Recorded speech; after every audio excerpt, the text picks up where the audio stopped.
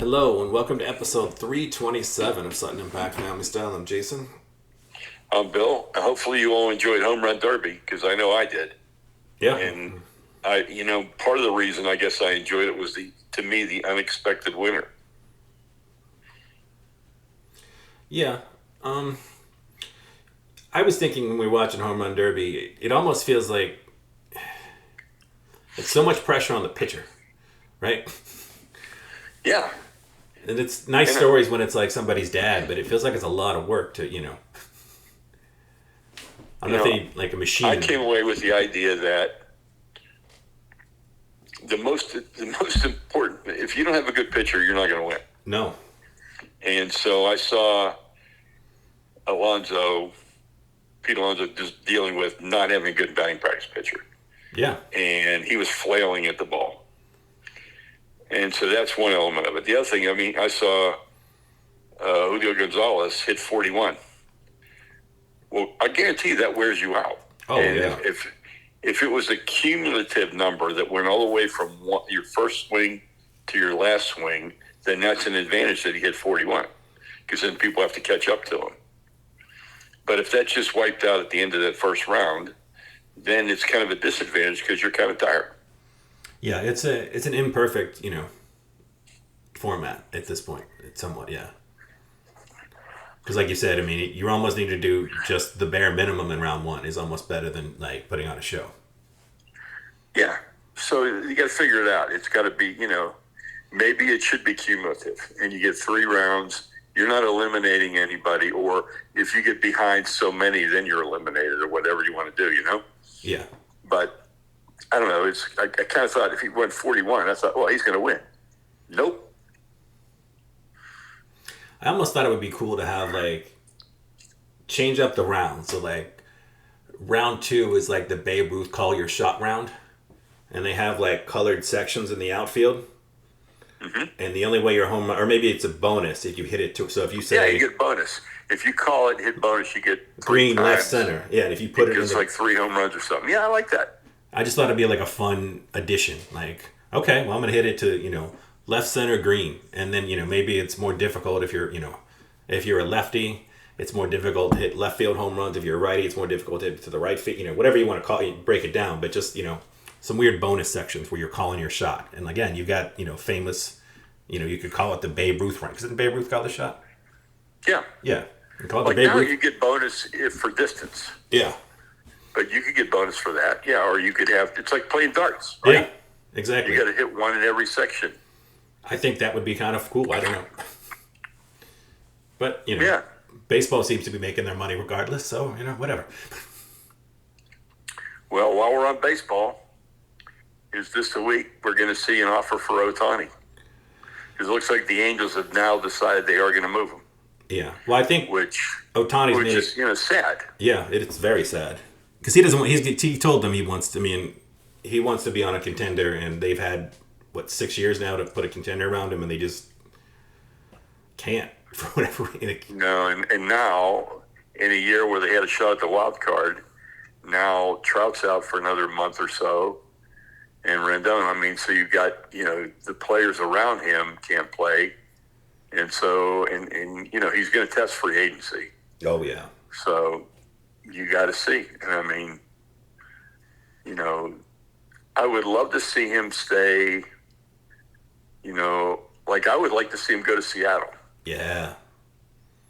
Large Asian population, good for the marketing, good Japanese owner of the team, maybe really good. We'll see. But I don't want to see him go to the Dodgers. That would be heartbreaking to me. No, I'd be okay. I could live with the Giants. Yeah. The Padres, I don't think could afford him. No, if Oakland is moving to Vegas, I don't want to see him go to the Yankees. Yeah, no. Well, he wants to stay on the West Coast, I think, right? That's what I've been led to believe. Well, doesn't this also, right now, if you're a team, doesn't this feel a little... I know it's different with prospects, because as we pointed out, if you're the Dodgers, do you care about your prospects? Not if you can get Ohtani. Not if you can get Ohtani, and you can sign everybody to more money than everybody else can anyway, but... I almost feel like because they waited to this point where Ohtani's going to be a free agent, so unless you're trading him to the place he wants to stay... Yeah, it's almost like you got to do the NBA, like a sign and trade. Yeah. Because I mean, if let's say I am Seattle, and it's just been made clear through conversations that he's got a very real interest in Seattle. Why am I going to give you what you deserve for a player of Otani's statistic? If he's, because I always thought that as much as I like Carmelo as a player, he was going to be a free agent at the end of that year that he went to the Knicks, and the Knicks still stupidly traded for him, gutted their team, and then you had no assets and Carmelo Anthony for the next decade. Yeah. And if I'm the Mariners or even if the Dodgers, like I said, I have so much money and it seems like I just sign every free agent I want. So what do I care? But, why am I going to trade that much for Otani if I know he's going to be a free agent, test of the free agent market, and then I can just throw the bag at him in the summer and keep most of my prospects? Because you want to go and win the World Series this year. Yeah, I mean, that obviously makes the point. That's it. That's the only reason why. But it's going to be a story to watch. I mean, and then I think he's the kind of athlete that is, if a sign and trade was out there, he wouldn't want to screw over the Angels. Yeah. And I think he'd do it. Even if it's like if they were trading him to the team that he wants to go play for. Right. So he's essentially agreeing to his free agency contract with the Angels, and then the contract's just getting traded. So it's already in place. Yeah, that makes the most sense. But again, selfishly, after, the most I've paid attention to baseball in the last probably, I don't know, at least 5 years was the World Baseball Classic. And, I want to see Otani on a big stage. That would get me to, Otani in, the World Series, Otani in the AL Championship game, NL Championship game. That is must-see baseball for once for me. Absolutely. And, obviously jersey sales around the world and everything else. So, I mean, it's a win-win. Well, on another baseball note that's also Angels note, this is Make-A-Wish Week on ESPN. Where they show the kids get their wish? Yeah. And today was this kid, Eli Vasquez from Texas. His dream was to go and meet and play catch with Mike Trout. And, ESPN does those things really, really well. They do. But this was so good, and really was a great illustration of Mike Trout. I mean, Mike Trout was really awesome. I mean, it was really good. It was good to see. And it was just so well done. So, yeah, it's always a if shame. you want another look at Mike Trout, make sure you see it. It's on today. It'll be on again tonight. And I'm sure it'll make the rounds on social media at some point through, Instagram, Twitter, Threads, whatever you're on. So, yeah, definitely worth watching. Yep. Well, let's switch now to basketball.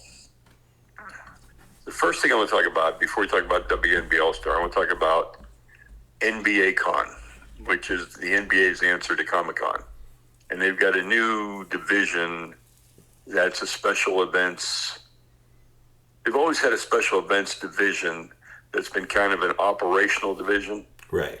This one, I would say, is a special event marketing division. So it's creating events that are going to attract fans and bring basketball to people that maybe don't live in NBA markets and have an opportunity to interact with the NBA. So I think it's a really, really good idea. Yeah. It's also their attempt to have a 12-month presence because they can do these things out of season. They can do them in, like I said, non-NBA markets. There can be a number of different reasons and opportunities to do this. And I think it's really smart. This one I really agree with. Yeah, and again... And as you and I talked offline, I probably still don't have my head around the tournament. No. And I'm having a hard time with it because, again, it's... you're competing, you're creating an event within an event at the weakest point in the NBA season to try and generate attention.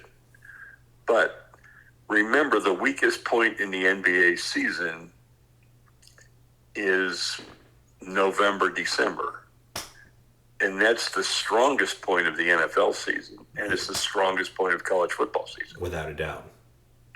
So, you're trying to create something to generate attention and make some noise in a time that it might not work. It might not do what you want it to do. Not of any fault of its own, but just because of the timing. Well, I also think I don't think I'm going to say, oh, wow, I can hardly wait to watch the NBA Cup. You're going to say, whoa, the Bengals and the Ravens are playing today. Then they're both, they're one game apart. I'm going to watch that game. And I have 5 fantasy players. And the other thing, people have pointed out, if you're Embiid, you're Harden, you're Russ, you're Chris Paul, you do not want the meme of you with the NBA Cup before you have a chip. You're going to be made fun of for, that'll be the poster, right? Yep.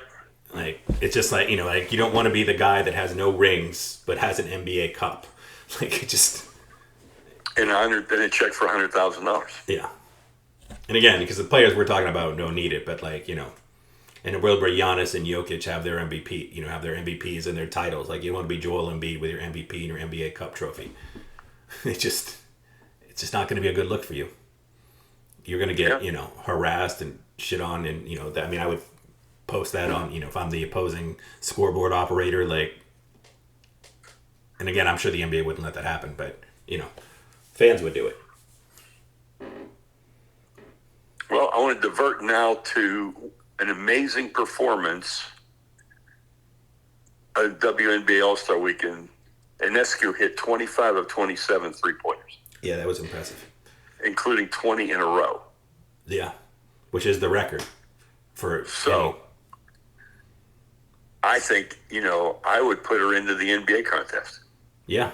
Well, she already challenged Steph. I mean, I'm sure they could do like a one-off, sponsored $1 million, whatever, just like the golf, whatever you want to call it, right? Yeah, but I mean, you had some events in NBA All-Star, like the 3-on-3 things in the skills competition, where you had remember you had a legend, a WNBA player, and an NBA player? Yeah. I think you bring some women into the three-point contest. It's good publicity for the WNBA, and it's an interesting thing, and hey, we bet on everything, right? Well, especially in, gender and sports and all the topics going around, like, you would be the story for, from the moment you announced it, you would get press about it, the time it happened, and then, and all the sports books would love it. And all the sports books would love it. Like I said, it would generate so much content. It seems like a no-brainer. Yeah. But that's a pretty incredible performance. It really is, yeah. No question. The game itself is just like any NBA All-Star game. I watched Brittany Griner's dunks. I watched people get out of the way on defense. Yeah. So, I mean, still, the only All-Star game to me that really works is the baseball All-Star game. Yeah. That's the only one that works. Otherwise, you're always trying not to get hurt. Mm-hmm. And you're trying to defer to people and let certain people, score points and be the star and whatever it is, and it's not real. No, and it looks bad. Like you said, it's not a WNBA. It's just a all-star basketball games. Just don't look good. Like, they're not fun to watch. I don't know if they ever were in this format, but it feels like for certainly the way they are now. Like you said, just somebody jacking at 43s or just clearing the lane, let somebody dunk, or just it's not basketball. So nope. And you know what, Jason? I'll say this: you don't know this. I'll speculate you don't know this. You might know this, but you've never seen it. At one time, there were 2 MLB All-Star games in the season. Oh, I did not know that. Yeah. And it just got to the point where, it just didn't work. But, in those days, though, people wouldn't beg off. They'd go play. Yeah, I mean, it was a different time. Like, it wasn't, there was less, I think, I'm a brand. How am I going to look? Oh, very much less. Yeah, that wasn't I mean, like I said, I think in my industry, I think, because I've seen, like, obviously, with the writer strike and the acting strike, like, people are complaining a little bit. But part of the complaining about some of the writing stuff is, I can tell you as a writer, the script you submit is not the script that gets made. And, because the egos come in and, like, famously, like, Vin Diesel, Jason Statham, like, they are not allowed to lose fights on screen. So even if it's better if the character has, an arc where he does go down, like, you can't do it because the actor won't do that. You end up making all these, because it's like, well, my brand is I'm a tough guy. I can't lose a fight on screen. So, I mean, you keep watering down the product with all these different demands from different people about their brand and everything else. Or, Will Smith refusing to be, famously from the, I can't remember the name, the vampire movie, where the whole thing is supposed to be, he was the bad guy all along.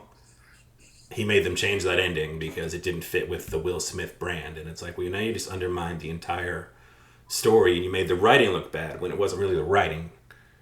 It was, these weird branding egos. And that doesn't even count studio actors. There's a lot of stuff that goes into it. But yeah, I mean, just a little shout out to the writers that, like, don't blame the writers for the poor quality of writing all the time. Not saying there's not some, but there's a lot of other factors that change that script before it gets to your eyes.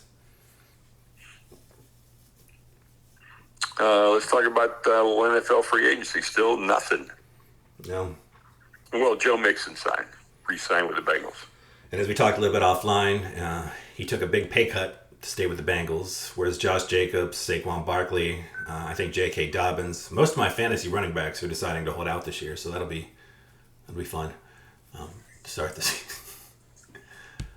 And it like we said, it's really tough because economically it doesn't make sense to pay them, but these guys are, literally taking, months, if not years off their life to do what they do.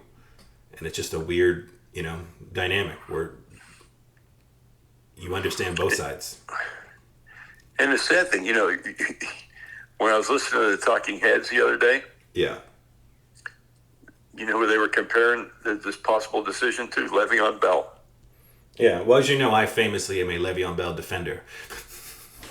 Yep. Just because But it didn't work out for Le'Veon Bell. It didn't, but I mean, I think part of it is, he was getting 400 touches a year for the Steelers, and they were going to do just that. Like, they're still my favorite team. I love them, but I mean, their plan was we'll run him into the ground and then let him go. And Le'Veon Bell was like, you're using me as a receiver and a running back. I'm touching the ball 400 times a year. He's like, I deserve to be, and again, I think both sides were doing what was best for each of them financially, and it ended up not working out for either side in the long run, I suppose. No, it didn't work out for either one. But, again, I always say, all right, so Le'Veon Bell was offered a package that was over $20 million. Not guaranteed. Very little of it was guaranteed. I think less than half. Yeah. But it was a contract for a lot of money. And rationally, you have to say to yourself, I could never, if I hold out, I can't make up that $10 million. It's not going to happen. No, but then you're basically allowing the people in power to gain slightly more power, which it maybe seems inevitable, and it's just that, instead of pushing the rock up the hill, like, you're never actually going to win. You're going to keep losing a little bit of ground every time, but yep. I get why you want to take a stand, for yourself and for other people. I mean, probably mostly selfishly for yourself, but also for other future running backs, being like, this isn't. I mean, if I'm a good athlete, I want to be a receiver more than a running back right now, right? Oh, no question. Like, I'm not going into, like, I mean, obviously there'll be people that are end up running backs because they love what they do, but yeah, I want to be a running back. And then I guess the other big free agent story is, I guess, the Patriots offered DeAndre Hopkins a contract. The Titans have offered DeAndre Hopkins a contract, but DeAndre Hopkins wants to be on either the Chiefs or the Bills ultimately. He said he wants the most money, which would be the Titans. But I think he does want a chance to really compete for a championship. And I don't think he can do that, with Mac Jones or the Ryan Tannehill, Will Levis, Malik Willis combo. No, this is one of those cases where you can't get both. Yeah. And I think he's just trying to either get a big payday and play for a team that might get in the playoffs, or you can take a smaller payday with almost a guarantee that you'll be in the playoffs. Yeah. And I don't know how Stephon Diggs would react. I mean, he's already been unhappy having the second most targets since he's been a Bill, and on a playoff team. But I do feel like based on their offseason, with I think they need that influx of, flexing. Where the Chiefs, it would just be, yet another ice. They last year was supposed to be their reloading year, and they won the Super Bowl. So Yeah. And now you're bringing Sky Moore in his second year. Rashee Rice is a rookie. You got Kadarius Toney, who's the greatest player in NFL history for the 4 snaps he plays every year. But I mean, DeAndre Hopkins would be real nice on that, right? Yeah. But again, I just think the Bills need him the most. But it sounds like it's just a matter of if the Chiefs can clear up enough cap room so he's not taking a giant hit. I think he just wants to get, if he can get close, I think he would choose the winning team. Yeah, except the winning teams are the ones with the least room. It's true, but we've seen cap geniuses around the world every year all of a sudden find $20 million somehow. Yeah. You convert somebody. Well, and plus, training camp hasn't started yet. Yeah. So, guys could get cut. You could make some room different ways. Yeah. I mean, I guess it'd be nice. Like I said, it's hard not to root for Mahomes. It is. It is very hard not to root for Mahomes. And DeAndre Hopkins seems like a cool guy, and like giving him one more toy, I don't think I'd be unhappy watching that. As a Steeler fan, it would be, I don't think they need it. They've already got enough advantages as it is, but I wouldn't be too upset with it. No. Yeah. I'm trying to present any other sports. I guess we had 2 sort of sad college football stories. We had Tennessee, who's vacating all their wins from 2020 and 2019 for losing a ton of scholarships. And then we had the horrendous Northwestern, how's this story still happening today sort of story. Right? Just insanity. If you haven't read it, just go read it and you'll just be disgusted. But it's absolutely insane that that's been happening. Especially, and it's hard to believe it happened at Northwestern. Right, of all schools, yeah. Of all schools. Like a Southern, there's Auburn. a few schools like you'd say Northwestern, Duke, Stanford, that you would not expect to see this happen. No. And honestly, like, when you read what was happening, it's hard to imagine that happened anywhere.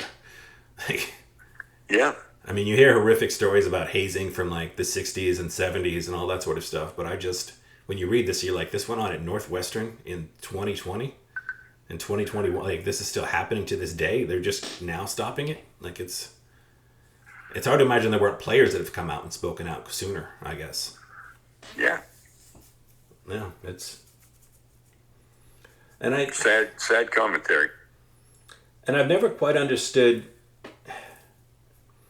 hazing to that level. Like, I understand, like, some of, if you talk about, like, people that have been in fraternities and sororities and, like, maybe you have to clean the kitchen, for the other members, or you have to go talk to each member and learn, and have a quiz on where they're from, so you're getting to know all the people you're going to be in this sort of relationship with. But, like, that overly cruel hazing stuff that seems like only a sociopath would do, like, I don't see, if you did that to me, how all of a sudden we're in the same brotherhood or sisterhood together, how I'm going to like you. Like, yeah.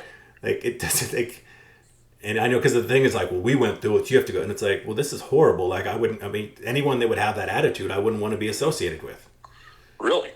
Be like, I know what kind of person you are. I'm like, I don't even want to be in, like, I don't even want to be in this thing anymore. But, like I said, it's bizarre that it's happening, and especially, like you said, Northwestern. Yeah, that's the part that just gets me. If you said it was some weird Florida college, you'd be like, oh, that makes sense. But... So where did you read this so our listeners can go read it if they want to read it?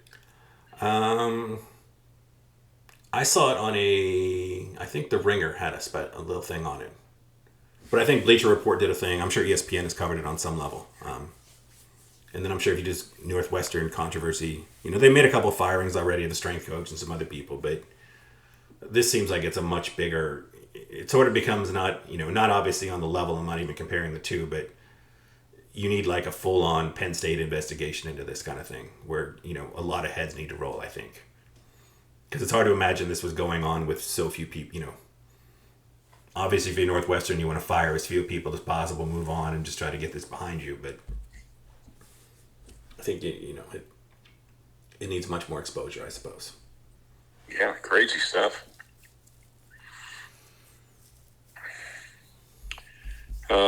Entertainment, I've got I'm 8 episodes into The Crowded Room. I think it's one of the best series I've seen. Just great storytelling, great acting. Intense, and you'll learn more about, it's based on a true story. So you'll learn more about multiple personality, and it'll be explained to you in a way that you'll actually understand it, which is one thing I would give huge props for. Yeah. And then I've watched 5 episodes of the second series of Lincoln Lawyer, and I just think it's outstanding.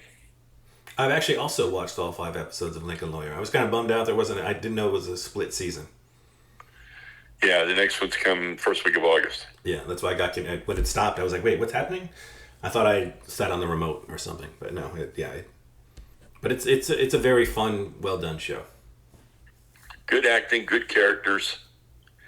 It's very accessible. Like, it's not overly dark or complex. But it's done well enough that I think it fits the Venn diagram of everybody that enjoys that sort of program can sort of enjoy it. Yep. Like, I'm watching Happy Valley, which is a BBC show that's won a number of BAFTA awards, and that's a show that it's, I think is a little bit more well done, but it is a really dark show. So I know that that's something, where the Lincoln Lawyer, I think, anyone in your family could watch the Lincoln Lawyer and be happy and enjoy it, right? While you're still getting your sort of trial, mystery, murders kind of stuff, whereas something like Happy Valley, which I do recommend to people that like crime stuff, but like it's a very gritty, dark show, so... Likeable characters in Lincoln Lawyer. Yeah. Enough twists, enough subplots. Yeah, it's good. Yeah. And then, of course, Tuesday night, don't miss Justified City Primeval. No, do not miss it. And while you're Timothy watching... Oliphant, who was walking the picket lines in support of the writers, which I find that very admirable. Yes, and while you are watching all this great content, don't forget that, it's easy to look at, the Tom Cruises of the world that make a ridiculous amount of money, Vin Diesel, people along those lines, but SAG, which I'm a member of, has 160,000 members, and most people are basically paycheck to paycheck, and the strike has just, everything has been sort of slowly eroded away over the years, how you make money with, less episodes, less residuals, not getting a piece of the streaming rights. Like, there's a lot of things going on, and it's like, if you want to keep getting this great content, which I assume people do, and don't buy into the companies that have claimed to their stock shares that they've made record numbers of profits for the last decade, where the lowest paid, studio head, I think, makes $27 million a year. There's money. There's always money. They just don't want to share. So make sure you support them. Your point, and your point's well taken. There always is money. It's just whose pocket it is. Yeah, and like I said, and how deep the pocket is. Yeah, and go read about John Cusack and Say Anything, and Empire Strikes Back. Worldwide hits that were around for the DVD, Blu-ray generation, and sold tons of special editions that somehow are still not profitable, which is just insane. Allegedly not profitable. Allegedly non-profitable. Yeah. And it's tough because, like I said, as someone that's had creative content, put stuff out there, like, you'll hear all these things and watch, see all the places your movie is popping up, and then you get the residual check and you see all the places that it didn't, all the places they tell you, and it's like, there's really not a lot you can do. You're dependent on people that are in control of the money being honest with you, essentially. And Yep. it's very sad that doesn't happen. But well, food-wise, all I've got is a couple Gold Belly orders. But I got to tell you, the Gold Belly had a lobster sale. We had lobster rolls. Outstanding. I mean, if you like a lobster roll, if you get it from Gold Belly, it is, I'll say, almost as good as eating it right off the boat. But it's pretty damn close. What is the price of a lobster roll from Gold Belly, just out of curiosity, give or take? I think you're going to pay about, on the average, if it's on sale, about $25 for a lobster roll. Okay, because we recently went to one of our favorite pizza places had a food truck. We have a lobster roll place that's driving around that supposedly gets their lobsters from Maine. They do the buttered on each side roll, and I think Maria paid like $27 for that. So I was just saying that was in Yeah. person. So it was like, okay, well, it seems like all right. So you're not really overpaying, is what I'm saying. No, no, no. That's about the price of lobster, and it's about a quarter of a pound of lobster on your roll. Yeah. So it's a lot of lobster. So it's good. And then we had cookies from the Appalachia Cookie Company and cookies from the Gingered Peach. The ginger And peach. the Gingered Peach were gingerbread molasses cookies, and they were outstanding. And the Appalachian Cookie Company was chocolate chip and a variety of chocolate chip variants. Okay. Like Mom made a white chocolate chip blueberry oatmeal last night, and she loved it. And there was a chocolate peanut butter chip, and there were some other things that we bought. So we bought those as a gift for people, but those were really good. Very nice. Oh, we never talked about is I suppose sports and marketing. Was Tobias Go. Harris, who owns a number of Crumble Cookies franchises, shouting, when he was talking about his contract and how he wouldn't be traded, they would trade him for a box of Crumble Cookies, and then he got all sorts of publicity out of it. That was a very nice move on his part. Yeah. It only came out later, that he owns a bunch of Crumble Cookie places. Well, crumble cookies are good. They are. They are indeed. Well, over the next few weeks, we're going to do some different shows, I think. We'll talk as much current sports as there's interest in those. But we might throw some extra topics in there, and if you have any, we really appreciate everybody continuing to follow us and support us on Patreon and all that sort of stuff. But if you have thoughts on what you'd like to talk about, let us know. Absolutely. Everybody have a good week, and hope the Angels get some value, and hope Otani goes somewhere where he's happy. Yes, indeed. Hopefully the Mariners. Hopefully the Mariners.